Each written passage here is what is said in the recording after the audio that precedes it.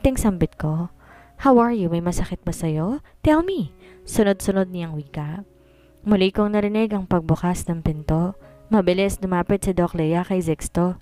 Kuya! Tawag ni Zorin kay Zixto. Isang ngiti ang sinagot nito sa kanyang kapatid. Mapupungay pa ang kanyang mga mata. Kinuha ko si Zorin at hinayaan si Doc Lea sa kanyang ginagawa. Di kami lumabas ni Zorin hanggang sa hindi ako nakatitiyak na okay talaga si Zixto. Zach's POV. Agad na padakon tingin ko na marinig ko ang pagbukas ng pinto ng ICU. Narito ako sa labas, naghihintay ng balita sa loob. Pumasok kasing muli si Doc Lea sa loob. Mabilis akong tumayo at sinalubong si Sophie. How is he? Bungad na tanong ko. Maya-maya lang lumabas na rin si Doc Lea. Tumango siya sa akin at umalis na rin. He's okay. He opened his eyes in a minute but he's fine. He needs more rest. Sambit ni Sophie. Nakahinga naman ako na maluwag. Umalis sa harap ko si Sophie at tumungo siya sa kinaroroonan ni Prince Michio. Kanina pa ako nagtataka kung bakit siya narito at bakit parang kilala niya si Sophie. Nagkakilala na ba sila? Pero sa natatandaan ko ang unang pagkikita nila dun sa birthday event ng Crown Princess last week. Kung nagkakilala sila, bakit di ko nakita nag-usap sila sa event? Para silang strangers sa isa't isa ng gabing iyon. Nakita ko na yakap ni Sophie si Prince Michio na sinuklian naman agad ni Prince Michio. Prince Michio is from a royal family. Siya ang anak na pangalan ng Beaufort Matsuko family. How the hell did he meet Sophie? And what is his connection with her? Kahit ang anak ko close sa kanya. Nag-uusap sila pero hindi ko naririnig. Kanina ko pa gustong magtanong at sumingit sa kanila pero kasi si Prince Michio hindi basta-basta lang. As far as I remember, hindi madalas nagpapakita sa public si Prince Michio. Pero pumunta siya dito sa ospital as soon as nalaman niyang tungkol kay Zixto. Relax bro. Natauhan ako at agad inalis ang pagkakakuyom ng palad ko. Sophie is just talking with Prince Michio. Simpleng untag sa akin ni Marcos. Naunang umalis si Cedar para hanapin mulit si Lucy. Samantalang narito pa rin sina Mary at Zane. Nakatitig at di ko inaalis ang paningin ko sa dalawa. Pansin na pansin ko ang mabilis na pagsunod ni Sophie kay Prince Michio. I admit that I'm jealous. Yung time na nasa harap kami ng emergency room, hindi siya nagpapahawak sa akin. Di lang naman sa akin pero nakaramdam ako ng kirot sa aking dibdib nang lumayo siya sa akin. Pero nang dumating si Prince Michio, agad siyang tumakbo at yumakap sa kanya. Kinausap pa to ni Sophie at kay Prince Michio niya sinabi lahat ng nararamdaman niya. Is she in love with Prince Michio? Do I need to step backwards and give her up? Do I really have no chance with her? Sophie's POV. Nakahinga na ako na maluwag ngayon dahil okay na si Zixto. Nalabas na siya sa ICU at wala naman naging komplikasyon sa kanya. Nagising na rin si Zixto at kailangan niya na lang na magstay pa dito sa ospital hanggang maging fully recovered na siya. Dumako ang tingin ko sa mga anak ko. Si Zorin na inaalagaan ng gusto ng kanyang kuya. Minsan nga napapagalitan pa ni Zorin si Zixto eh. Sabi pa nga ng bunso ko, pasyente ang kuya niya at dahil doon si Zorin muna ang big brother hanggat nasa ospital pa ang kanyang kuya. Wala naman nagawa ang panganay ko. Lihim ding dumako ang tingin ko kay Zach na nananahimik sa tabi. Pinagmamasdan niya lamang kanyang mga anak. Napansin ko pang sa 3 araw na lumipas, naging tahimik siya. Iniwasan niya nga ako at di nakikipag-usap sa akin. Lumalapit lang siya kapag nagtatanong siya tungkol sa kambal. Lihim na napabuntong hininga na lamang ako sa tabi. Sakto rin bumukas ang pinto. Bumungad si Marcos, kaibigan ni Zach. Meron siyang dalang basket of fruits. Agad siyang lumapit sa kambal. Marcos, can you stay with the twins for a while? Pagbasag ko sa katahimikan ng paligid. No problem. Mabilis na tugon ni Marcos. Lumapit ako kay Zach. Let's talk. Wika ko sa kanya. Di ko siya hinintay na sumagot. Lumabas na ako. Tinungo ko ang rooftop ng ospital at sinalubong kaagad ako ng hangin. Na makalapit ako sa railings, agad akong sumandal. What are we going to talk about? Zach asked pagkalapit niya sa kinatatayuan ko. Tipid akong napangiti, tumingala sa kalangitan. I think it's time to tell him the truth. Sophie's POV. You don't have to speak, Zach. All I want from you is to listen to me. Marami akong gustong sabihin sa'yo, panimula ko. Sa dami ng sasabihin ko, hindi ko alam kung saan ako magsisimula. What is it? What is it all about? He asked seriously. Umalis ako sa pagkakasandal sa railings. Humarap ako at ang dalawang siko ko ang siyang ipinatong ko sa railings. I know everything, Zach. Pag-amin ko. Naramdaman ko ang pagliw niya sa akin pero di ako tumingin sa kanya. Naratiling nasa harapan ng mga tingin ko. What do you mean? He asked again. Tipid akong napangiti. I know how sincere your feelings are for me. I know you've loved me from the beginning. I know that you don't really love Lucy. I know the reason why you chose Lucy over me that day. I know why you hide your feelings from me. I know why you keep pushing me away. I know why you keep convincing me that you won't love me. Mahabang pahayag ko. Alam ko ang lahat simula pa lang. Alam ko ang lahat ng ginawa may para sa kaligtasan ko sa kamay ng iyong lolo. Ani ko sabay lingon sa kanya. Napangiti ako na makita kong nanlaki ang kanyang mga mata na nakatingin sa akin. Si Lucy ang pinili mo dahil mahal mo siya, kundi dahil sa kaligtasan ko. Iniwan mo ako di dahil si Lucy ang mahal mo, kundi dahil sa kapakanan ko at ng ating mga anak. Ito ang dahilan kung bakit di ko magalit sa kanya. He sacrificed everything for me. Kilala ko si Zach, he's not a selfish person. Kukunin niya ang gusto niya kahit ano pa ang mangyari. Alam kong nasa tabi kita nung nanganganak ako. Kahit natatakpan ang mukha mo ng araw na yon kung ikaw yon, sa pamamagitan ng iyong amoy, alam ko. Kilala ko rin ang iyong kamay, Zach. Nakangiting sambit ko. Muli akong tumingin sa aking harapan at natawa na lamang ko sa aking sarili nang maalala kung gaano ko ka-in love sa kanya noon. Kinilala ko talaga siya mula sa buhok hanggang dulo ng kanyang mga kuko sa paa. Kahit nakatalikod, makikilala ko siya eh. Narinig ko rin lahat ng sinabi mo bago ka umalis. Sinabi rin sa akin ni Leia tungkol sa'yo. She cannot lie to me. Maging si Mr. Aguilar, sinabi niyang lahat ng ginawa ko. Ikaw ang nagbayad sa bill ng ospital at ikaw lang ang bumili ng lahat ng gamit namin. Alam ko ikaw ang bumili ng kumpanya ni Mr. Aguilar. Patuloy kong wika. Kaya nung unang araw niya sa kumpanya, inaasahan ko, siya talaga ang bago kong boss. About sa shares, sinabi rin sa akin ni Mr. Aguilar tungkol doon. Sabi niya sa akin ang kanyang shares mapupunta lahat sa kambal para maging long-time gift niya sa kanyang mga inaanak. At isa pa, wala siyang ibang mapagbibigyan pa nito. At ang hindi ko lang inaasahan, sa akin nakapangalan, ang ownership ng kumpanya. I know about the room. Yung room na napasukan ko sa bahay mo. Alam ko, tinatago mo lahat ng souvenirs na binibigay ko sa'yo. Sinadya ko rin bigyan ka ng copy sa lahat ng bagay na meron ako dahil alam kong darating ang araw, susunugin kong lahat ng nasa akin. I said, alam ko, babalik ka dahil pinangako mo yon. Hindi naman ako nabigo dahil narito ka ngayon. I added, you're twins. I stopped for a while. They know everything. They know all about you. They are not mad at you. Matagal ka na nilang hinihintay. Inihintay nila ang pagbabalik ng kanilang ama. I continued. Sinasabi ko to dahil alam kong hindi niya to sasabihin sa akin. Sa loob ng maraming taon, tiniis niyang lahat para sa amin. And I am sorry.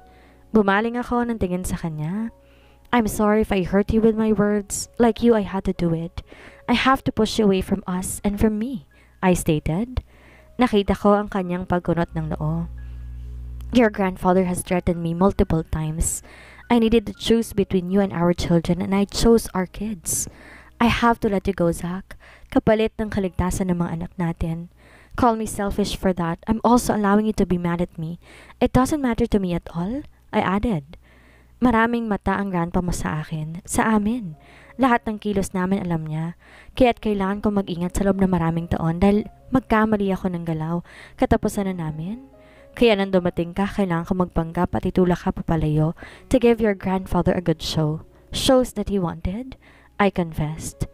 Ang dahilan kung ba't nawala ang isa sa anak natin, it's because of Lucy. She kidnapped me and almost killed me. Maswerte lang ako, nabuhay pa ako and I guess, nabuhay ako dahil sa determinasyon kong mabuhay para sa anak natin. Hindi ako po pwedeng mamatay. Patuloy ko. Alam ko na hindi lang si Lucy ang may gusto nun. Maging ang iyong grandpa, yun din ang nais. Dahil tulad ng sa akin, hindi niya tanggap ang batang dinadala ko. He wants Lucy for you. Ani ko pa. At higit sa lahat, alam kong hindi aksidente ang pagkamatay ni Mama. Pinatay siya at ang pumatay sa kanya ay ang kanyang grandfather. Hindi sa ayaw kita maging ama ng mga bata pero kasi ang mundo mo hindi ligtas para sa kanila. Kaligtasan at tahimik na buhay gusto ko para sa kanila. Sambit ko. But still I failed to protect them. Nalagay pa rin sa panganib ang buhay ng anak ko. To be honest, I really don't know if I still love you or not. I am not fully sure if I have already moved on from you. All I know is that my heart is close to you. My heart doesn't react every time I am with you. I really don't know, Zach. Pag-amin ko sa lahat ng ginagawa niya. For me, it was all natural. I don't feel anything from it. My whole focus is to our twins. The rest, it doesn't matter to me. Ang mahalaga, kasama ko ang mga anak ko. Dagdag ko. Inalis ko pa ang pagkakapatong ng aking siko sa aking railings. Humugot ako ng malalim na hininga. Mas gumaan ang pakiramdam ko na masabi ko ang lahat sa kanya. Ayoko na kasi na magpanggap at itagong katotohanan na alam kong lahat ng ginagawa niya. I know you love me, but I don't know what feelings I have for you. That is why hindi ko babawiin lahat ng sinabi ko sa isa pa. Kung tayo talagang para sa isa't isa, kahit ilang taon pang lumipas, magiging tayo pa rin sa tamang panahon. But for now, I suggested we let ourselves free from each other. Saad ko. You are the father of my twin and I can be your friend. We can still be the parents of the twins without being in a relationship. Dagdag ko. That's all. At gusto ko ipaalam sa'yo na aalis kami ng kambal. Dadalhin ko muna si Zixto sa lugar ko saan magiging maayos ang pagre-recover niya. Ani ko ulit nang maalala ko ang bala kong gawin. Yun lang gusto kong sabihin. Huli kong sabi bago ako tumalikod at umalis sa aking kinatatayuan. It's him, right? Nahinto ako sa aking paglalakad nang marinig ko siyang magsalita. Kaya hindi mo malaman kung mahal mo ako dahil sa kanya, hindi ba? Ani ang muli. Naguluhan ako sa kanyang sinasabi. Lumingon ako sa kanyang nakakunot ang noo. Sinong tinutukoy mo? I don't understand you. Naguguluhang tanong ko. Prince Michio. Pagpapangalan niya sa kanyang tinutukoy. Prince Michio? Oh! Naging reaksyon ko na maunawaan ko ang kanyang sinasabi. Whoever I'm going to marry in the future, don't worry.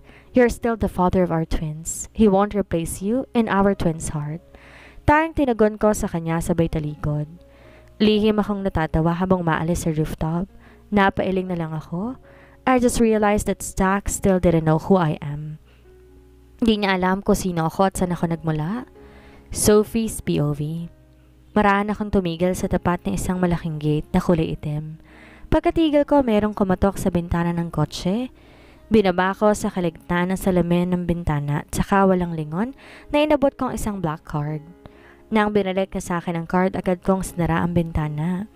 Nakita ko binubuksan nila ang gate. Pagkabukas, agad akong pumasok hanggang sa marating kong isang malaking mansyon na kung saan tinuturing ng karamihan na haunted mansion. Kulay itim ang kulay ng mansyon, labas at loob. Kapag pumasok ka, maladark ang aura nito. Tinigil ko ang kotse sa tapat ng mansyon. Binuksan ko kaagad ang pinto at lumabas. Pagkalabas ko, siya ring pagbukas ng pinto ng mansyon. Mula sa loob lumabas si Marcos. Hey! Nakangating bati niya sa akin. Tinanguan ko lang siya at saka tumungo papasok sa loob ng mansyon. Nagkaayos na ba kayo ni Zach? Nag-usap kayo, di ba? Sinabi mo sa kanyang alam mo na ang lahat. Sunod-sunod pang tanong niya. Masyado ka talagang chismoso, no? Tugon ko. Umakit kami ng hagdan at pagkarating namin sa pangalawang palapag, meron kaming pinuntahan na silid. Of course, kaibigan ko si Zach at magpinsan tayo. Kaya curious ako sa love life ninyo, no? Tsaka alam ko kung paano naging malungkot ang buhay niya nung hiwalayan ka niya. Tinulak niya ang isang cabinet at merong nabuong isang pinto. Kagad akong pumasok sa loob. Alam mo naman ang lahat, pero kung pahirapan mo siya, wagas. Dagdag niya pagkahabol niya. Tinaasan ko siya ng kilay. Sumara kaagad ang pinto at gumalaw ang kinatatayuan namin pababa. Hindi mo na ba talaga siya mahal? Mahal na mahal ka ng tao eh. Patuloy niya. Alam mo kung di lang talaga tayo magpinsan, kanina pa kitang pinatahimik. Pananakot ko sa kanya. Yes, magpinsan kami ni Marcos sa father side. Wala nakakaalam sa blood relationship namin including Zach. Kapag nasa labas kami para kaming di magkakilala. Tinulungan ko siya sa pagkalap ng information tungkol kina Lucy at sa grandfather ni Zach. Hindi nakatatago ng lihim si Marco sa akin, kaya sinasabi niyang lahat sa tuwing meron siyang nalalaman. Katulong din namin si Zixto. Sa edad na ni Zixto, kaya niya na mapanipulahin ang gamay niya na ang computer. He is an expert hacker. Hindi madali sa side kong kumilos ng palihim dahil sa mga matang nakabantay sa paligid ko. Ito naman di marunong mag-share. Curious lang eh. Wika niya. Hindi epekto sa akin ang paawang effect mo, dude. Sambit ko. Nang bumukas ang elevator, agad na rin akong lumabas. How is she? Tanong ko na matigil siya sa pangulit. Buwaba kami ng hagdan. She's still alive, waiting for you. Mabilis niyang sagot. Where is she? I asked again. Nakita ko naman ang kanyang pagngisi. Follow me. Tugod niya at saka naunang lumakad sa akin. Sinundan ko siya. Sa ting meron kaming nakakasalubong, yumuyo ko sila at bumabati. Here we are. Sambet ni Marcos saka binuksan niya ang isang pinto. Kaagad akong pumasok at sumunod siya. Napangiti ako na makita ko si Prince Michio. Mabilis ako lumapit at binigyan siya ng halik sa pisngi. How's our little prince? He asked. He's now fine. Iniwan ko muna ang kambal sa kanilang ama. Nasa ospital pa rin si Zixto at bukas aalis na kami. Di ko pala nasabi kay Zach na bukas ang alis namin. Kailan kayo aalis? He asked. Tomorrow. Sagot ko at tumingin-tingin sa paligid.